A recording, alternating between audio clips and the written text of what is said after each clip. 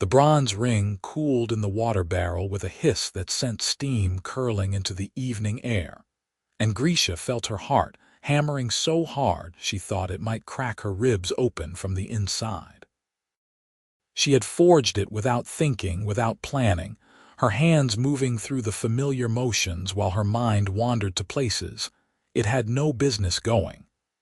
The metal had been scrap, leftover from a wagon repair, nothing precious or expensive.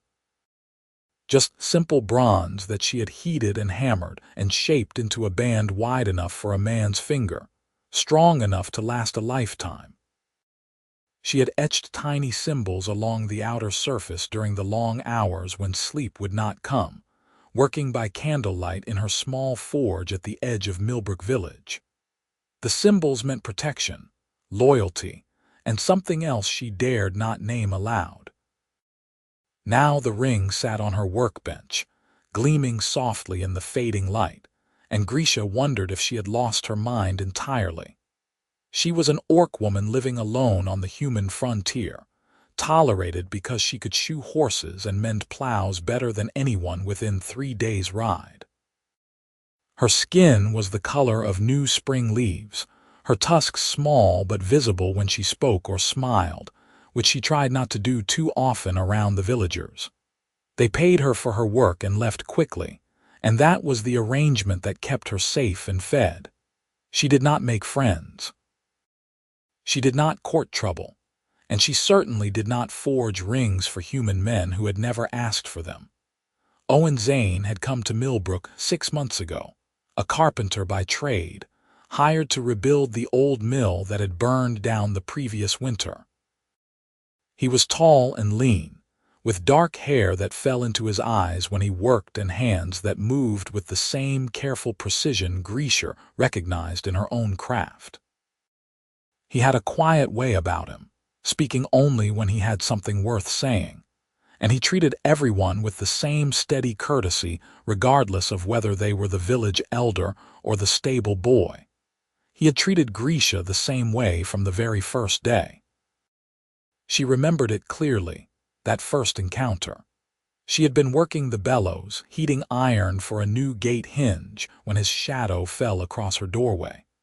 Most humans announced themselves loudly when approaching her forge, as if afraid she might not hear them coming and startle. Owen had simply waited at a respectful distance until she noticed him, then nodded politely. "I am looking for the blacksmith," he had said, his voice low and even. "You found her," Grisha replied, wiping soot from her forehead with the back of her arm. He had not flinched, had not stared at her tusks or let his gaze linger on her muscled shoulders the way some humans did, calculating whether she might be dangerous. He had simply explained that he needed specific nails for the millwork, a particular size and strength, and asked if she could forge them. "I can," she said. 3 days. "That works fine. What do you charge?" She named her price. He nodded, paid half up front without haggling, and left. 3 days later he returned, examined the nails with the careful attention of someone who understood quality work, paid the remainder plus a bit extra, and thanked her. "These are perfect," he had said, meeting her eyes directly. "You do excellent work." Something in Grisha's chest had twisted strangely at those words, at the sincerity in his voice. She had only nodded, not trusting herself to speak. After that, Owen came by every few weeks with new requests: brackets for support beams, specialized tools for planing wood, hinges for the rebuilt mill doors. Each time he treated her with the same quiet respect, and each time Grisha found herself watching him leave, her traitorous heart doing things it absolutely should not do. She learned things about him in fragments, pieced together from brief conversations and observations. He had been a soldier once, years ago, fighting in the border wars that had raged between human kingdoms and orc clans. He did not speak of it much, but she saw it in the way he moved, always aware of his surroundings, and in the old scar that ran along his left forearm. He had left that life behind and learned carpentry from his uncle, seeking something constructive to build instead of things to destroy. "I got tired of breaking things," he had said once, running his hand along a piece of lumber he was examining. "Wanted to see if I could make something lasting instead." Grisha understood that feeling more than she could ever tell him. She had left her own clan 5 years ago after they demanded she forge weapons for a raid against a human settlement. She had refused, unable to stomach the thought of creating tools meant for slaughter, and her uncle, the clan's war chief, had given her a choice: comply or leave. She left that same night with nothing but her tools and her pride, traveling south until she found Millbrook, a place desperate enough for a smith that they overlooked her green skin and pointed ears. Now she picked up the ring from her workbench, feeling the weight of it in her palm. It was madness. It was impossible. Owen was human, she was Orc, and the world had no place for whatever foolish thing her heart imagined might exist between them. The villagers tolerated her because she was useful, but if she stepped beyond that narrow boundary, she knew their tolerance would evaporate like morning mist. But the ring was made, and some stubborn part of her refused to melt it back down into scrap. The door to her forge creaked, and Grisha startled, nearly dropping the ring. She shoved it quickly into the pocket of her leather apron and turned to find Owen himself standing in the doorway, bathed in the golden light of early evening. "I hope I am not disturbing you," he said, that same polite formality he always used. "You are not," Grisha replied, willing her voice to stay steady. "Do you need something forged? Actually, I wanted to bring you this." He stepped inside and held out a small cloth-wrapped bundle. "Payment for those brackets you made last week, and something extra. You mentioned your forge hood was starting to rust through." Grisha took the bundle, confused. Inside was the expected payment, but also a carefully folded piece of oiled canvas, perfect for patching the hood and protecting it from further corrosion. It was exactly what she needed, and the thoughtfulness of it struck her silent for a moment. "You did not have to do this," she finally managed. "I know, but you do good work and I figured you could use it." He glanced around the forge, taking in the neat arrangement of tools, the organized storage of metal stock, the careful way she maintained everything. "The mill is nearly finished. Another week or two and it will be fully operational." "That is good," Grisha said, though something in her stomach sank at the words. Once the mill was done, Owen would have less reason to visit her forge. He might take work elsewhere or simply have no more need for specialized metalwork. The thought of his visits ending made her feel hollow. "After that, I will probably stay on in Millbrook," Owen continued, running his hand through his hair in a gesture she had come to recognize as nervousness. "The village council asked if I would be interested in permanent work. There are always buildings that need repair or new construction." "You will stay." The words came out more eagerly than Grisha intended. Owen's eyes met hers and something flickered in their depths, something warm and uncertain. "Yes, I like it here. It is peaceful, and the people are mostly decent." He paused. "Some more than others." They stood in silence for a moment, the air between them charged with something Grisha did not dare name. The ring in her pocket seemed to burn against her hip, demanding attention. "Owen," she began, then stopped, courage failing. Yes, she could do it now. She could pull out the ring and offer it to him, explain in stumbling words what it meant, risk everything on the chance that the warmth she sometimes saw in his eyes meant what she desperately hoped it meant. Or she could stay silent, stay safe, and let this moment pass like all the others. "Thank you," she said instead, holding up the canvas, "for thinking of this." Something like disappointment crossed Owen's face so quick she almost missed it. "Of course, I should let you get back to work." "Owen, wait." The words burst out before she could stop them. He turned back expectant. Grisha's hand went to her pocket, fingers closing around the ring. Her heart thundered in her ears. She was going to do this. She was actually going to do this insane, impossible thing. "I made something," she said, her voice barely above a whisper. "For you." She pulled out the ring and held it up. In the warm light of the forge, the bronze gleamed like captured sunlight, the etched symbols clear along its surface. Owen stared at it, his expression unreadable. The silence stretched so long that Grisha wanted to sink into the earth and disappear forever. "For me," he finally said, "but I did not commission anything. I know, I made it anyway." Grisha forced herself to keep holding the ring out even though her hand trembled. "I wanted to. Grisha, I do not understand." "Why would you?" He stopped, looking from the ring to her face, and something shifted in his expression. "What kind of ring is this?" This was the moment. This was where she either spoke the truth or invented a comfortable lie that would let them both pretend this had never happened. "The kind," Grisha said slowly, "that a person gives to someone they care about when they want that person to know they matter." Her voice dropped even lower. "When they want that person to stay close." Owen's breath caught audibly. "Grisha." "I know it is foolish," she continued, words tumbling out now that she had started.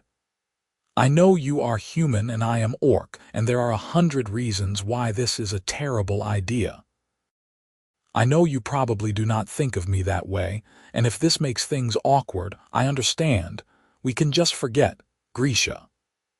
Owen stepped closer, his hand reaching out to gently close her fingers around the ring. His touch was warm, careful, and his eyes held an intensity that made her breath catch. "Stop talking for just one moment." She fell silent, heart racing. "I think of you that way," Owen said quietly. "I have for months. But I did not dare say anything because I assumed you would never want someone like me. A human. Someone whose people have probably hurt your people." His thumb brushed against her knuckles. "I come to your forge more than I need to because I want to see you. I take on projects that require metalwork just so I have an excuse to visit. I think about you constantly, and I have been trying to figure out how to tell you without making everything complicated." Grisha stared at him, certain she had misheard. "You have?" "Yes." A small smile curved his mouth. "So when you ask me to wear your ring, the answer is absolutely yes." She opened her fingers, revealing the ring again. Owen took it carefully, examining the symbols etched along its surface. "What do these mean?" "Protection," Grisha said, pointing to each symbol in turn. "Loyalty. And this one means home." "Home," Owen repeated softly. He slid the ring onto his right hand and it fit perfectly, as if it had been measured specifically for him. Which, in a way, it had been Grisha had memorized the size of his hands from watching him work, had calculated the diameter without ever daring to hope she would actually give him the ring she forged. "It suits you," she said, her voice catching. Owen looked at the ring on his hand, then back at her, and the warmth in his expression made her knees weak. "Grisha, I need you to know something. If we do this, if we let this be what I think we both want it to be, things will get difficult. People will talk. Some will be cruel about it." "I know. I do not care what they say," Owen continued firmly, "but I need to know you are willing to face that. Because once I claim you as mine, once I let everyone in this village and beyond know that you matter to me, I am not letting go. Understand?" The fierce possessiveness in his voice sent heat rushing through Grisha's entire body. "I understand. Good." Owen reached out and cupped her face with his free hand, his palm rough with calluses. "Then I am claiming you. You are mine now, and I am yours, and anyone who has a problem with that can go to hell." Then he kissed her, and the world tilted on its axis. His mouth was gentle but insistent, asking a question her body answered eagerly. Grisha's hands came up to grip his shoulders, steadying herself as sensation flooded through her.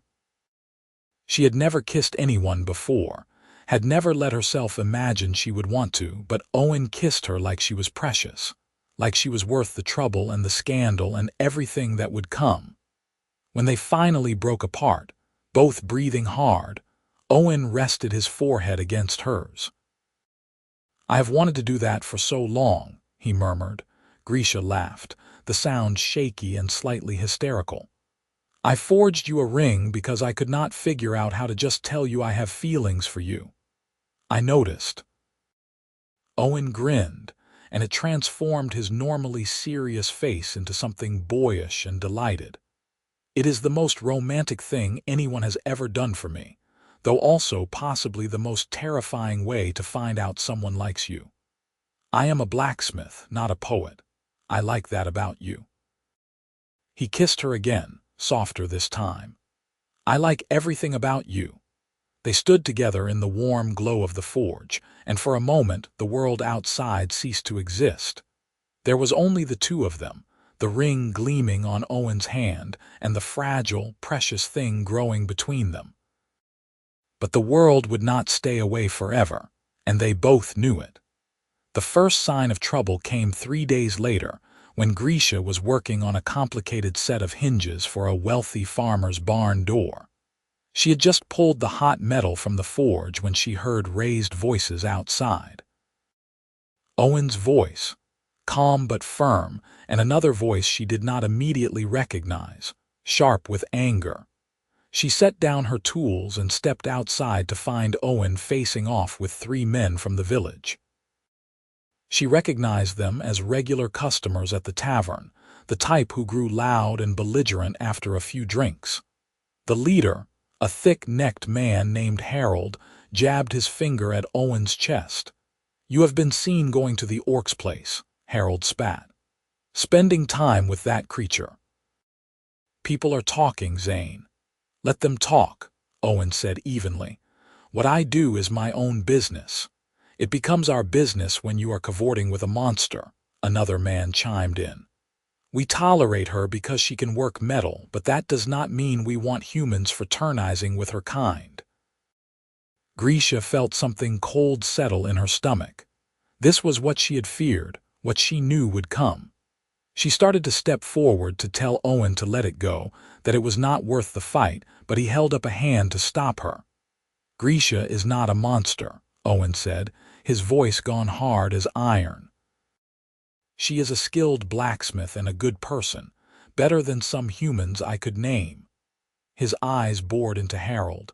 "And what we are to each other is none of your concern." "What you are to each other," Harold laughed, an ugly sound. "So it is true.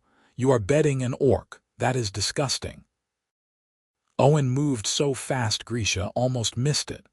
One moment he was standing still, the next his hand was fisted in Harold's shirt, pulling the larger man close. "Say one more word about her," Owen said quietly, dangerously. "I dare you."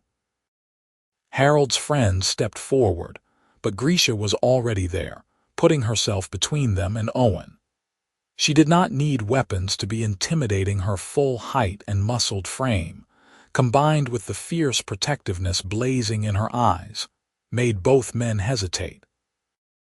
"This is my forge," she said, her voice low and dangerous. "You will leave now." "Or what?" one of them sneered. "You will hurt us. That would just prove what we are saying. Orcs are violent savages." "No," came a new voice.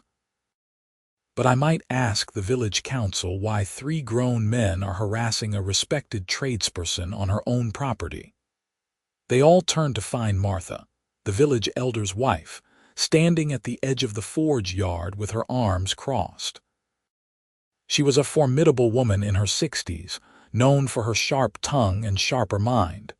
"Mrs. Brennan," Harold said, releasing a nervous laugh, "we were just having a conversation." "It looked more like threats to me," Martha said coolly. "And I believe I heard some very ugly words that would not sit well with my husband or the council." She fixed each man with a stern glare. Unless you want to explain yourselves at the next town meeting, I suggest you move along."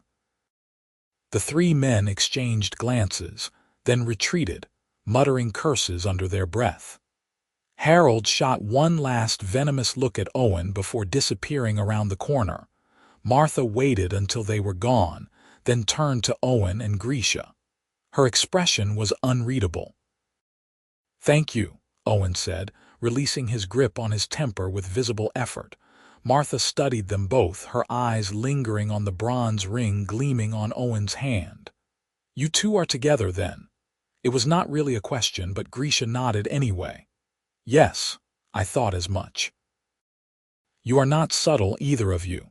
Martha sighed. "This is going to cause trouble, you realize. There are people in Millbrook who will never accept it." "I know," Grisha said quietly.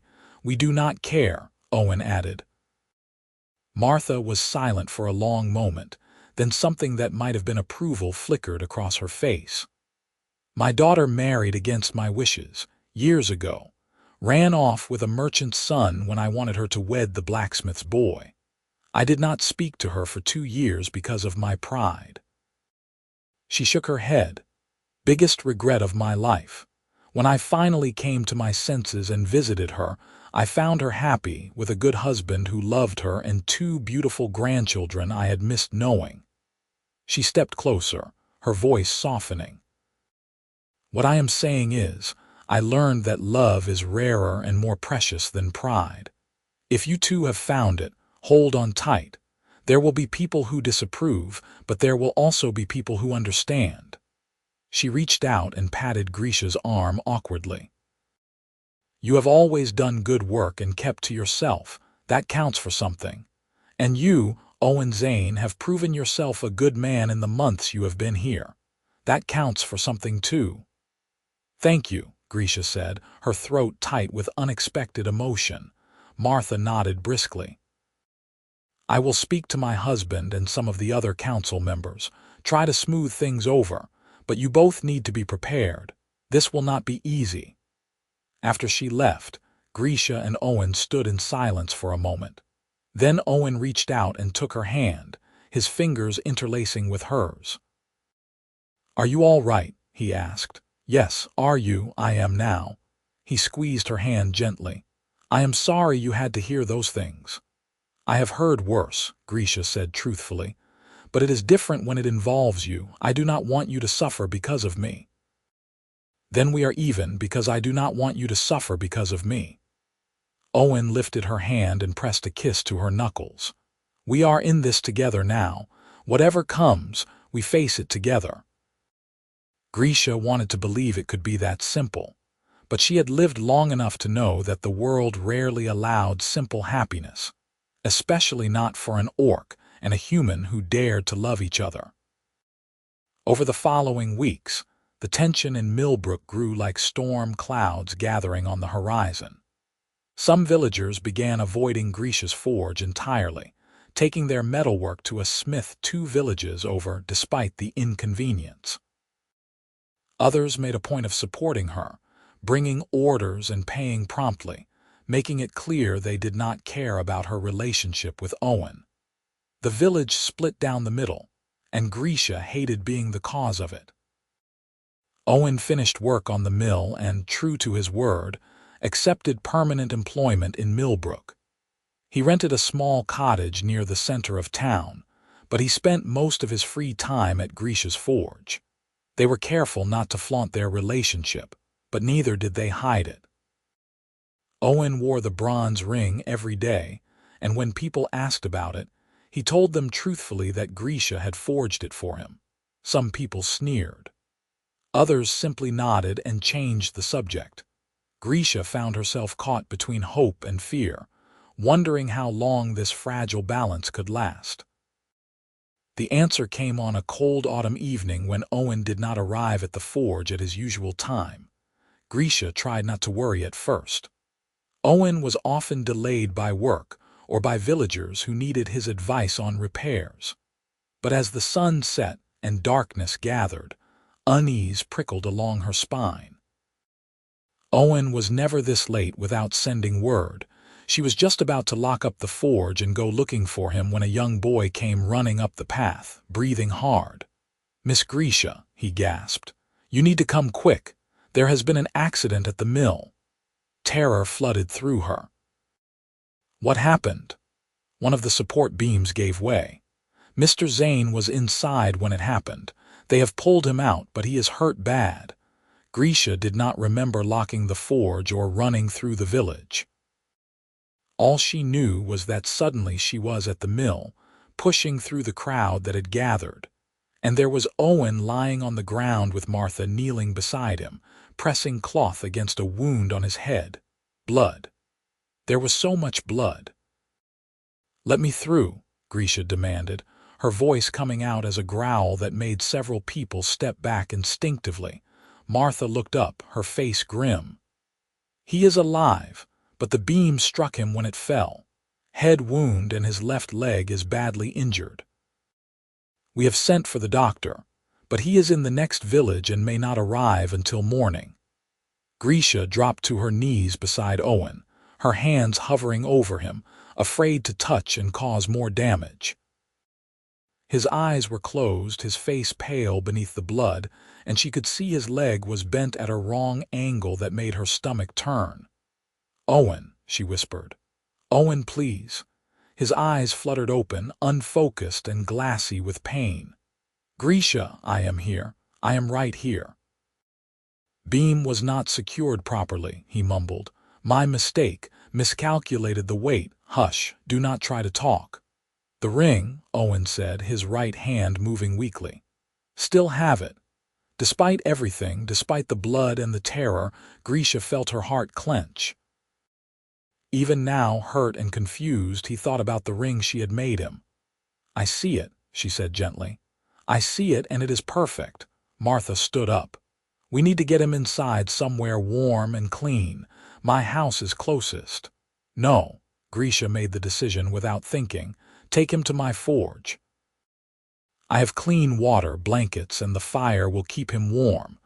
And I have tools if we need to splint his leg before the doctor arrives." Several villagers murmured disapprovingly, but Martha nodded. "That makes sense. You men help me carry him. Carefully now, watch his leg." They lifted Owen as gently as possible, but he still cried out in pain, the sound tearing at Grisha's heart.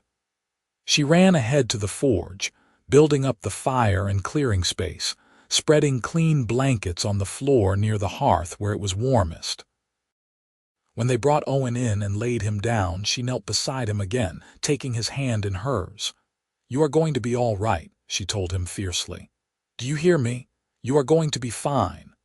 Owen's eyes met hers, pain clouded but aware. "Not going anywhere," he whispered. "Promised you." Martha began cleaning the head wound, revealing a deep gash along Owen's temple. "This will need stitching. The leg to it is definitely broken. Does anyone here know how to set a bone?" "I do," Grisha said quietly. Everyone stared at her. "My clan," she explained. "We did not have healers like humans do. Everyone learned basic medicine and injury treatment. I have set broken bones before." Martha considered this, then nodded. "Do it. I will assist." Working together, with Grisha's strength and Martha's steady hands, they managed to set Owen's leg properly and splint it with wood from Grisha's supply. Owen passed out from the pain halfway through, which Grisha counted as a mercy. By the time they finished and Martha had stitched the head wound closed, hours had passed and full night had fallen. The other villagers had drifted away, leaving just Grisha and Martha keeping vigil. Owen lay unconscious but breathing steadily, his chest rising and falling in a rhythm Grisha found herself counting obsessively. "You did well," Martha said, washing blood from her hands. "That leg will heal properly thanks to you." "He should not have been hurt in the first place," Grisha said, her voice hollow. "If we had not been together, if he had not been distracted by dealing with people harassing him about me, maybe he would not have made the mistake with the beam." "Or maybe the beam was simply defective," Martha said sharply. Or maybe someone sabotaged it. Grisha's head snapped up. What?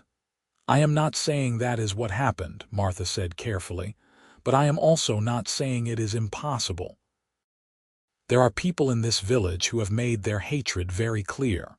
Harold and his friends have been vocal about their disapproval. The thought made Grisha feel sick. If someone hurt Owen because of me, then that would be on them, not you, Martha interrupted firmly. You cannot control what hateful people do, Grisha. You can only control how you respond. They fell silent, watching Owen sleep. Sometime near dawn, Martha dozed off in her chair, but Grisha could not rest.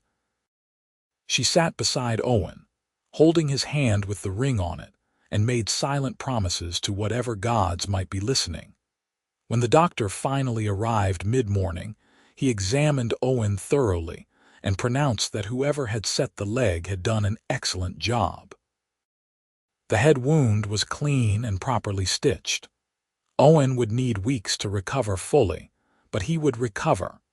Grisha felt something loosen in her chest, the terrible tension that had held her rigid all night finally releasing. Owen woke properly that afternoon, his eyes clearer though still pain fogged.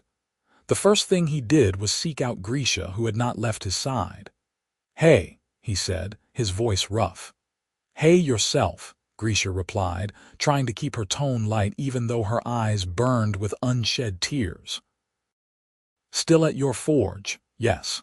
The doctor said you cannot be moved for a few days. Is that all right?" "It is perfect." Owen squeezed her hand weakly. "Thank you for taking care of me." "Always," Grisha said fiercely. "I will always take care of you." Over the next few days, Owen remained at the forge while his body began the slow work of healing. Grisha ran the smithy with one eye always on her patient, forging horseshoes and hinges while checking constantly to make sure he was comfortable. Several villagers came by with food and well wishes, including some who had previously been cold to Grisha. Near disaster, it seemed, had shifted something in the village's mood. Martha visited daily, checking Owen's wounds and helping Grisha change bandages. On the third day, she pulled Grisha aside while Owen dozed. "The council investigated the mill," she said quietly. "The beam that fell had been deliberately weakened. Someone sawed partway through it and then covered the cut with mud so it would not be immediately visible." Rage flooded through Grisha, so intense her hands shook. "Who? We do not have proof, but Harold and his two friends left town the day after the accident, just packed up and disappeared." Martha's expression was grim. "My husband has sent word to the regional magistrate. If they are found, they will face justice for attempted murder." "Good," Grisha said, the word coming out harsh. "The council also wants you to know," Martha continued, "that the majority voted to formally recognize you as a protected citizen of Millbrook. It means you have the same rights and protections as any human resident. It is partially because of your skill as a blacksmith, but also because of how you cared for Owen. People saw that, and it mattered." Grisha blinked, stunned. "I do not know what to say. Say you will stay. This village needs a good smith, and despite the ugliness from some quarters, there are people here who value you." Martha smiled slightly. "Plus, I think Owen would be devastated if you left." "I am not going anywhere," Grisha said firmly. True to her word, she stayed by Owen's side through his recovery. As the days passed and he grew stronger, they talked for hours about everything and nothing. Owen told her stories from his years as a soldier, the things he had seen and done, the reasons he had walked away from that life. Grisha shared memories of her clan, the traditions she missed, and the ones she was glad to leave behind. They learned each other in those quiet days, the small details and large truths that build intimacy. One evening, when Owen was finally able to sit up without dizziness, he reached out and pulled Grisha close, wrapping his arms around her carefully. "I love you," he said simply. I should have said it before now, but I am saying it now. I love you, Grisha. Her breath caught. She had not dared hope to hear those words, even after everything. I love you too, she whispered against his shoulder. So much it terrifies me. Good terrified or bad terrified. Good, definitely good. She pulled back to look at him. I never thought I would have this. Someone who sees me, not just the orc, not just the blacksmith, but me. You make me believe that I can have a life that is more than just surviving. Owen cupped her face gently. You deserve every good thing this world can offer, and I intend to make sure you get it. He kissed her then, soft and sweet, and Grisha let herself sink into it. Let herself believe that maybe, just maybe, they could build something lasting together. By the time Owen was well enough to return to his own cottage, autumn had fully arrived, painting the world in shades of gold and crimson. He could walk with a crutch, though the doctor warned it would be months before his leg was fully healed. Grisha hated watching him go, even though his cottage was only a short walk away and he promised to visit every day. Or you could just stay here, she blurted out as he was preparing to leave. Owen paused, looking at her with surprised hope. Are you asking me to move in? Yes, maybe. I do not know. Grisha felt her cheeks heat, knowing they probably looked darker green with her blush. Your cottage is fine, but it is small and you will need help while your leg heals, and my forge has plenty of space, and yes, Owen interrupted, grinning.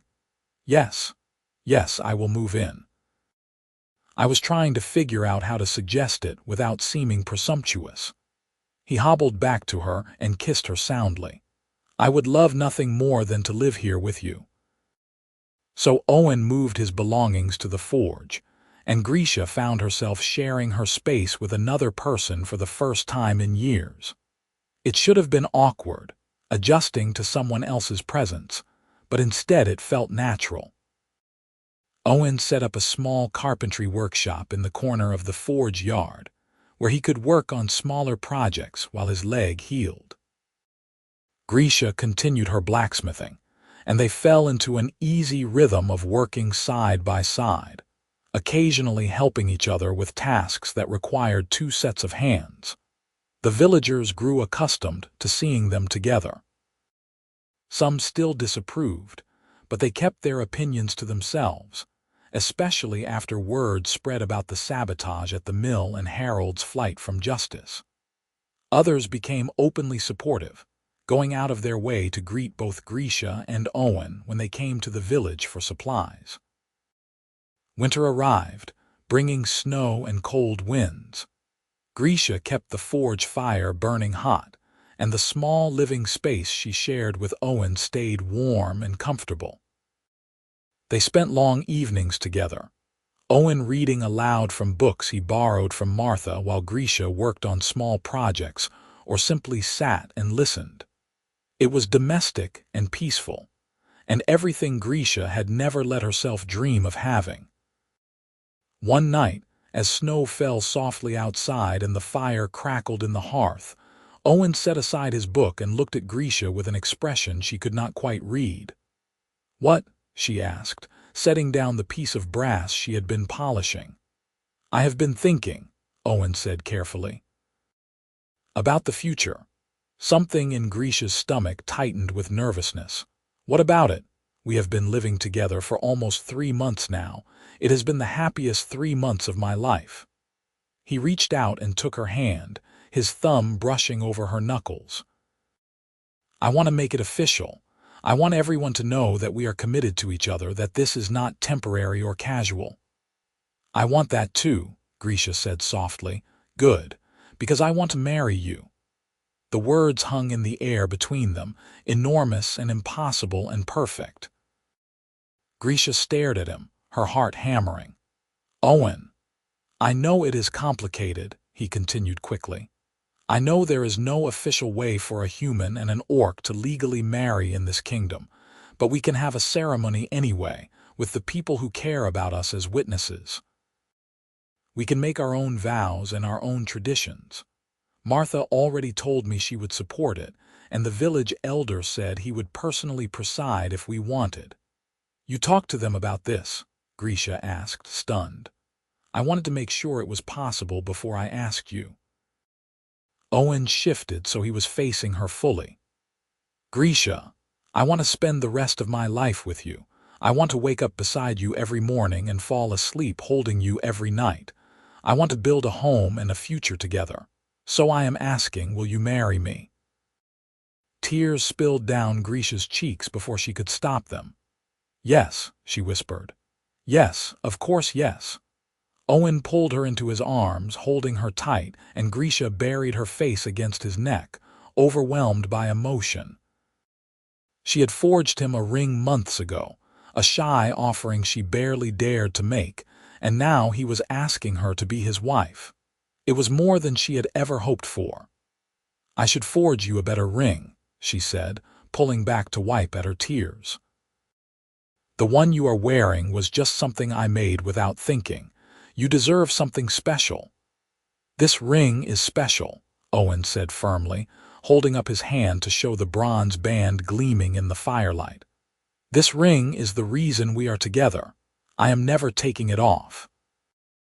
But a wedding ring should be perfect, and this one is.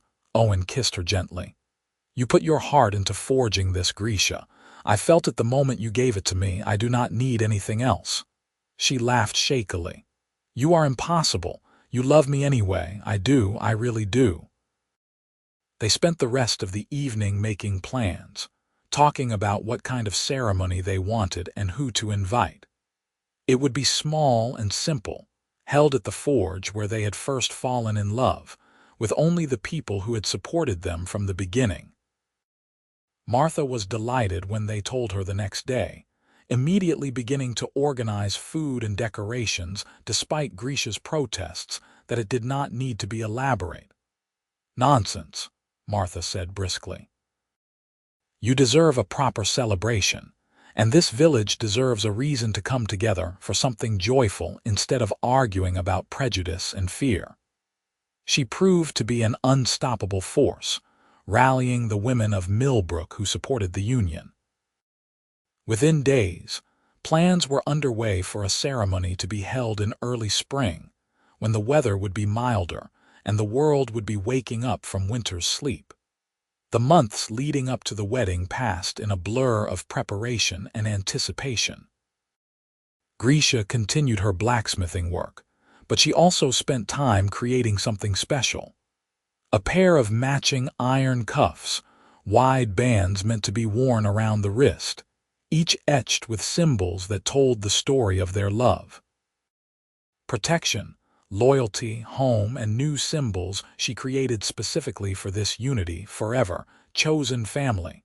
She worked on them in secret, late at night when Owen was asleep, wanting them to be a surprise. Owen, for his part, was building something of his own. Grisha caught glimpses of wood shavings and careful measurements, but whenever she asked about it, he just smiled mysteriously and said it was a secret. Winter slowly gave way to spring. Snow melted, revealing green shoots pushing up through the earth. Birds returned, filling the air with song. And on a bright morning in early April, with the sun warm and the breeze gentle, Grisha and Owen prepared to become husband and wife. The forge yard had been transformed. Someone had strung garlands of early spring flowers between posts, and benches had been arranged in a semicircle facing a makeshift altar. Grisha wore a dress borrowed from Martha's daughter, deep green to match her skin, simple but elegant. She felt awkward in it at first, more accustomed to her leather work clothes, but Owen's expression when he saw her made every bit of discomfort worthwhile. He looked stunned, his eyes going wide and soft. Grisha, you are beautiful. She ducked her head, feeling her tusks catch on her lower lip with nervousness. It is just a dress. It is not just a dress. It is you, and you are beautiful. He took her hands in his, and she felt the familiar warmth of the bronze ring against her skin. He wore his finest clothes, simple but well made, and someone had convinced him to trim his hair, though it still fell roguishly across his forehead. The ceremony was small, just as they wanted. Martha and her husband attended, along with a handful of villagers who had proven themselves true friends. The village elder stood before them, his expression solemn but kind, and began to speak about love and commitment and the courage it took to forge a new path. Grisha barely heard the words.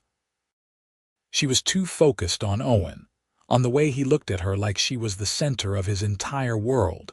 When the time came for vows, Owen spoke first. Grisha, when I came to Millbrook, I was a man looking for a place to belong. I had left behind a life of violence and destruction, searching for something better, something worth building. I did not expect to find you. His voice was steady but full of emotion. You showed me what it means to be strong without being cruel, to be powerful without being destructive. You trusted me with your heart even though you had every reason not to. You forged me a ring and asked me to stay, and it was the greatest gift anyone has ever given me. I promise to honor that gift every day for the rest of my life. I promise to stand beside you, to protect you, to love you without reservation. You are my home, Grisha, today and always. Grisha's throat was tight with tears, but she forced herself to speak her own vows.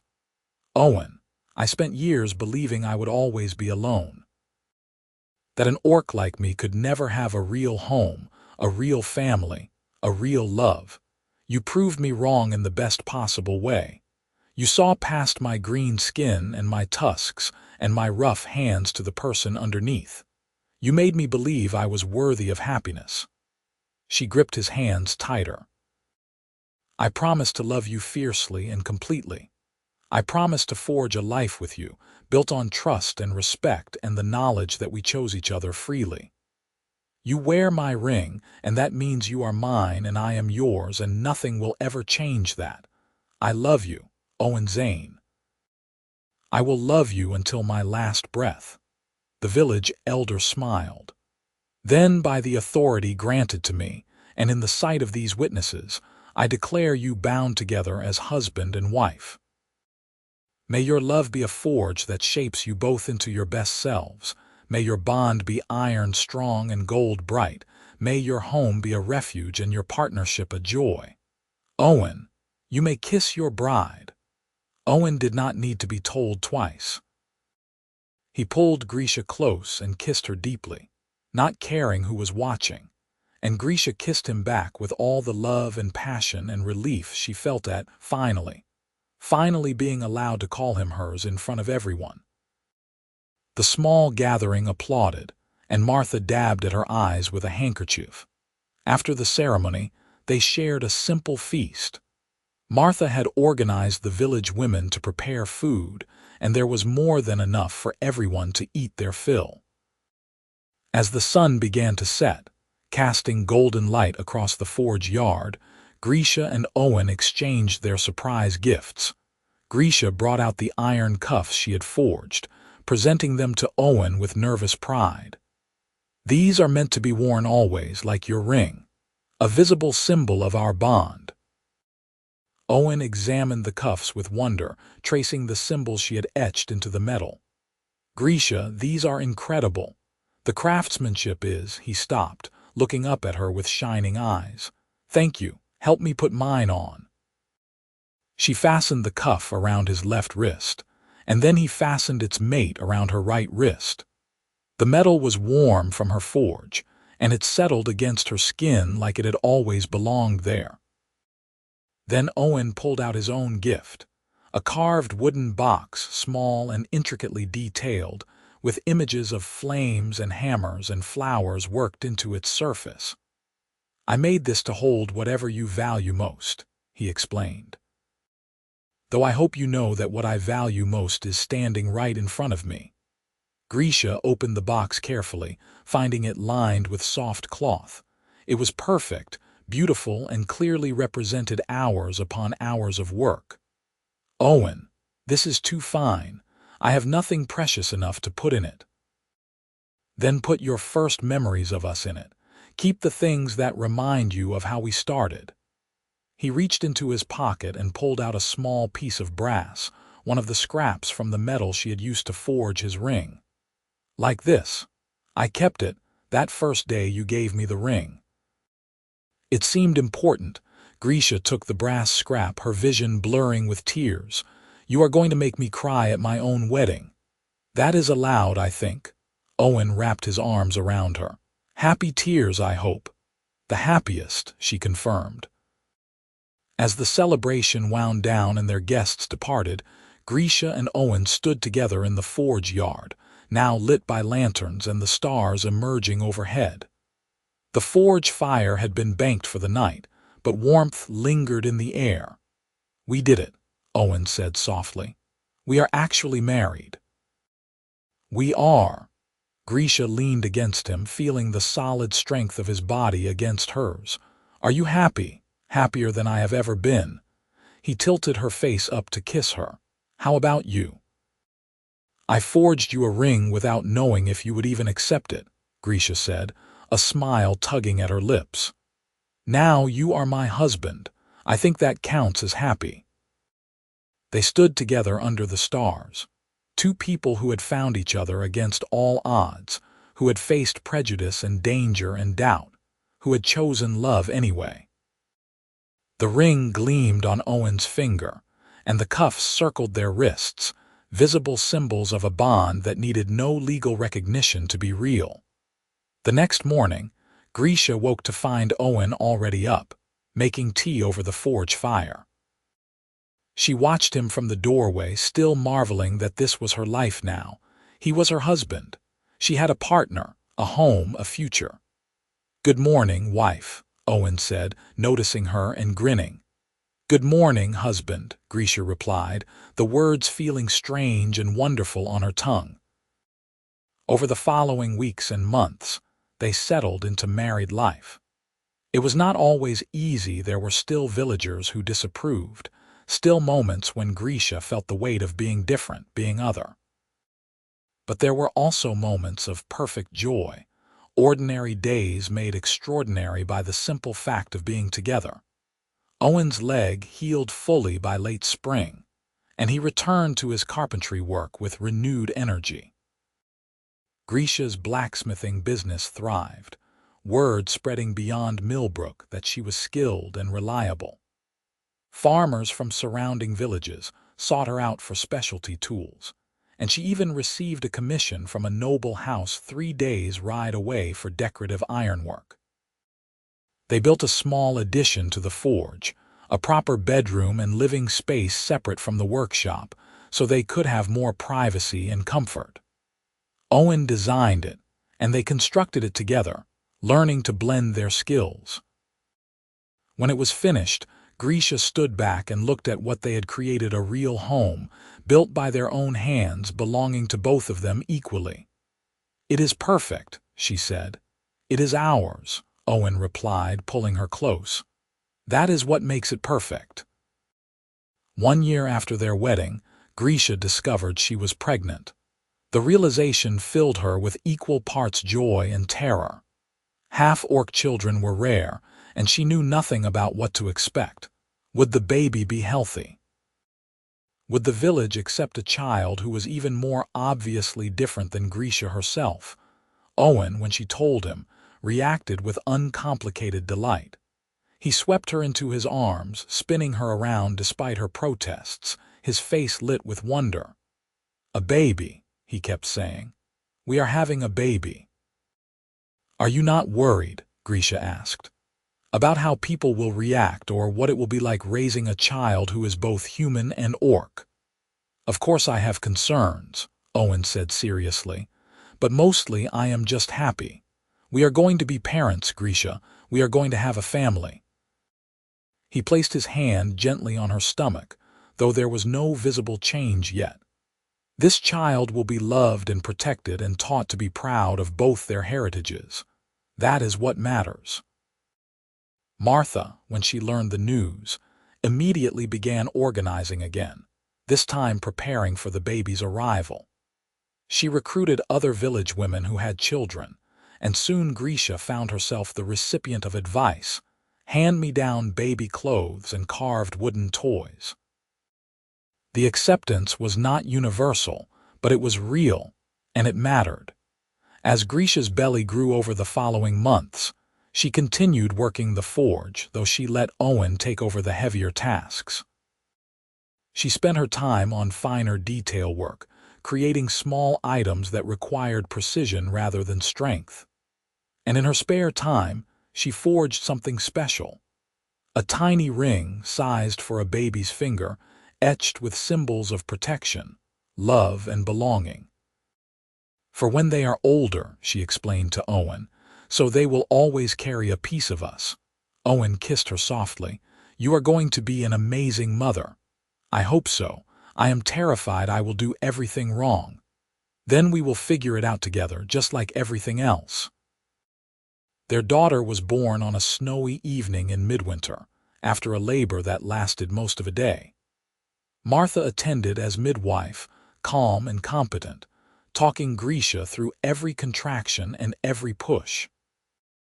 Owen stayed by her side the entire time, holding her hand and whispering encouragement, even when Grisha's grip threatened to crush his fingers. When the baby finally emerged, screaming and perfect, Grisha felt something in her chest crack open, a flood of emotion so intense it was almost frightening. "A girl," Martha announced, cleaning the infant efficiently. "Healthy lungs, 10 fingers, 10 toes," and she checked carefully, small tusks just coming in. "She is perfect." She handed the baby to Grisha, who cradled her daughter with trembling arms. The infant had green-tinted skin, lighter than Grisha's but definitely not human pale. Her ears were slightly pointed, and yes, the tiniest hint of tusks were visible in her gums.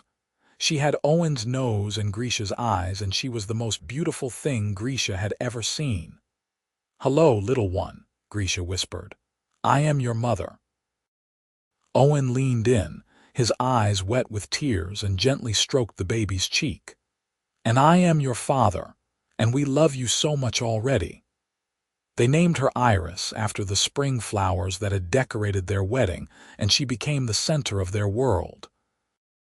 Raising a half-orc child in a primarily human village had its challenges. Some people stared, and Grisha heard whispers when she brought Iris to the market. But more people were kind, stopping to admire the baby and offer congratulations. The children of Millbrook were especially accepting, curious about Iris but not fearful or cruel. As Iris grew from infant to toddler, she proved to be a perfect blend of both her parents. She had Owen's curiosity and gentleness, but also Grisha's strength and determination. She loved watching her mother work the forge, and she would sit for hours playing with scraps of metal while Grisha hammered and shaped. She also loved when Owen carved toys for her, tiny wooden animals and people that she arranged in elaborate imaginary scenarios. On Iris's 3rd birthday, Grisha presented her with the small ring she had forged years before. It was still too large for the child's finger, but Iris treasured it anyway, carrying it everywhere in a small pouch Owen had made. "When I am big, I will wear it," Iris declared solemnly. "Like Papa wears his ring from Mama." Owen, who still wore the bronze ring Grisha had forged him all those years ago, smiled and ruffled his daughter's hair. "That is right. It is a special ring that shows we are a family." Life continued, seasons passing in the gentle rhythm of work and family and love. Grisha's reputation as a blacksmith grew, and she took on an apprentice, a young human woman named Tess who wanted to learn the trade.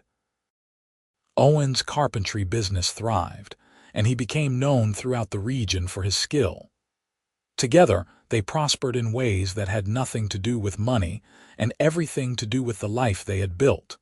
When Iris was 5, a group of travelers passed through Millbrook, including several orcs. Grisha felt her heart leap at the sight of green skin and pointed ears, a reminder of the clan she had left behind so many years ago. She approached them cautiously, curious but wary. The leader of the group, an older orc woman, studied Grisha with sharp eyes.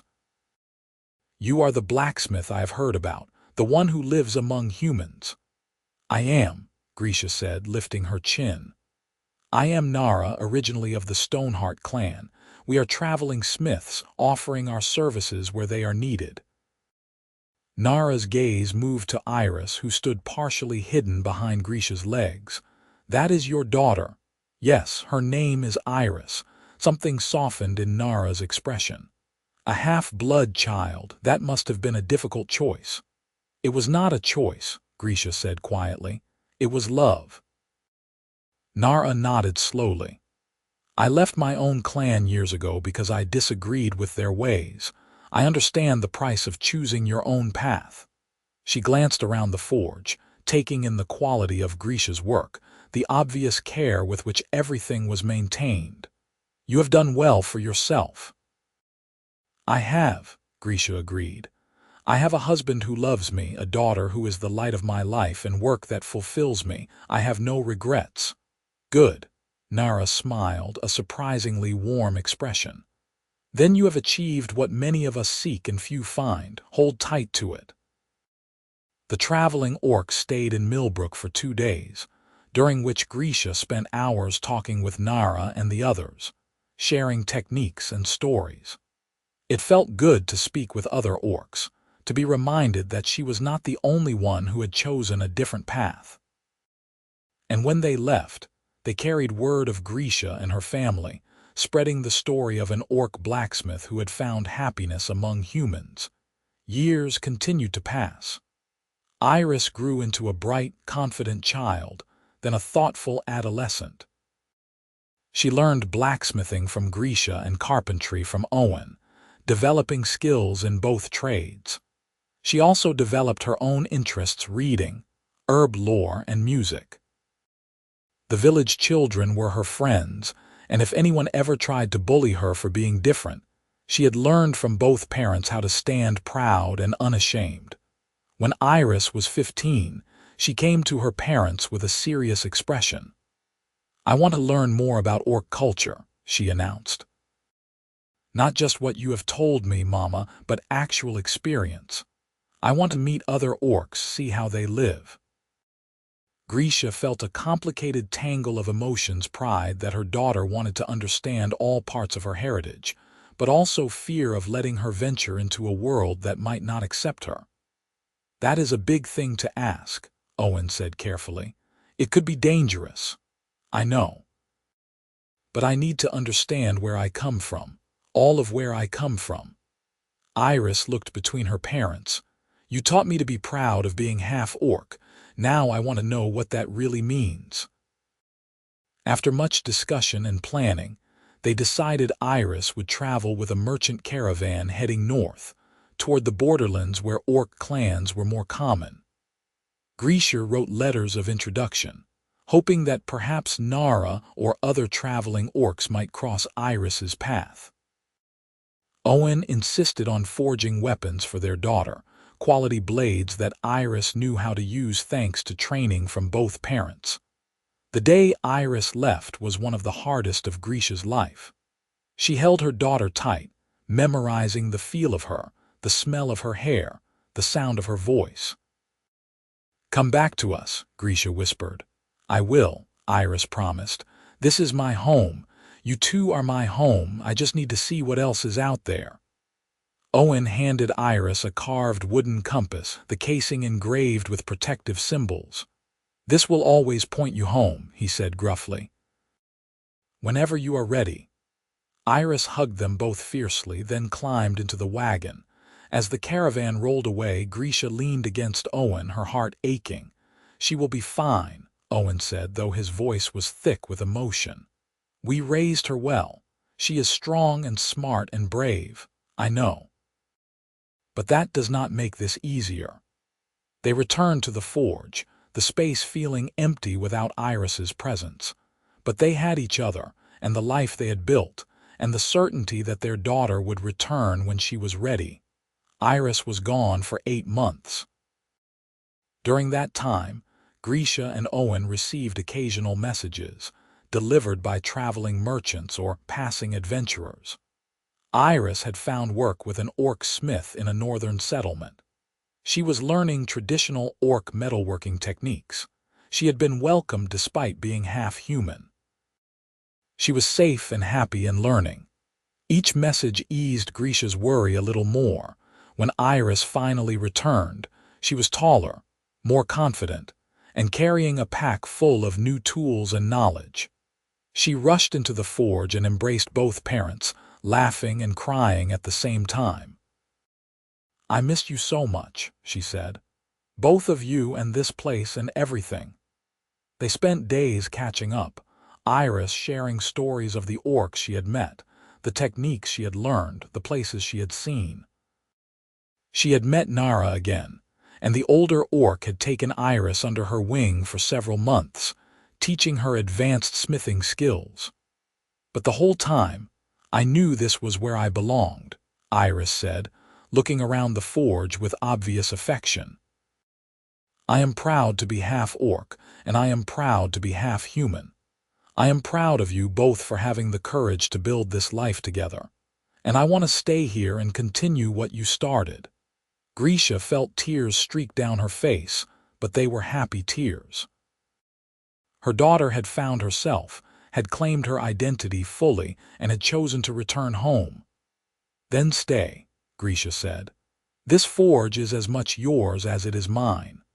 Life settled back into comfortable rhythms, now enriched by Iris's new skills and perspectives. The forge gained a reputation for being able to work in both human and orc traditions, attracting customers from all backgrounds. Iris eventually took on her own apprentice, teaching the next generation just as Grisha had taught her. Owen and Grisha grew older together, their hair graying but their love never diminishing. They still wore the symbols of their commitment, Owen's bronze ring and their iron cuffs, now worn smooth with age and constant wearing. On the 20th anniversary of their wedding, they stood together in the forge yard, now surrounded by gardens that Iris had planted and maintained. The place had grown and changed over the years, but it was still home. "You ever regret it?" Owen asked quietly. "Forging that ring, taking the risk." Grisha looked at him, at the man who had been her partner for 2 decades, who had stood beside her through every challenge and celebrated every joy. She thought about their daughter, about the life they had built, about the love that had sustained them through everything. "Never," she said firmly. "Not for one single moment." Owen smiled and pulled her close, kissing her with the same tenderness and passion he had shown on their wedding day. "Good, because I never regretted saying yes." They stood together as the sun set, painting the sky in shades of gold and crimson. The forge fire burned steadily, as it had for 20 years, a constant warmth at the heart of their home. And on Owen's hand, the bronze ring Grisha had forged so long ago gleamed softly, a simple band of metal that represented everything they had become to each other. It had started with a ring no one ordered, forged in secret by an orc blacksmith who dared to hope. It had grown into a love that defied expectations, a marriage that bridged 2 worlds, and a family that proved such bridges were not only possible but beautiful.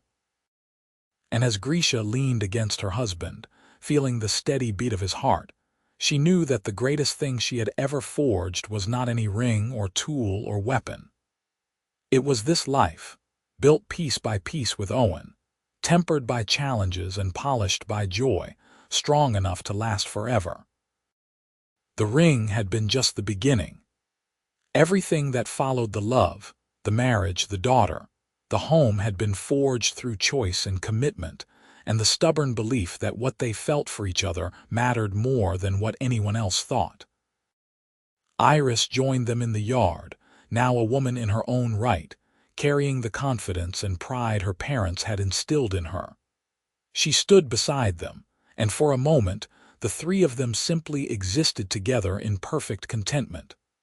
"I am going to close the forge early tomorrow," Iris announced. "There is a traveling fair coming through, and I thought we could all go together, like we used to when I was little." "That sounds perfect," Owen said, reaching out to include his daughter in the embrace. Grisha wrapped her arms around both of them, her family, her heart. "Yes, let us do that." As darkness fell and stars emerged overhead, the three of them went inside, leaving the forge to bank its fires for the night.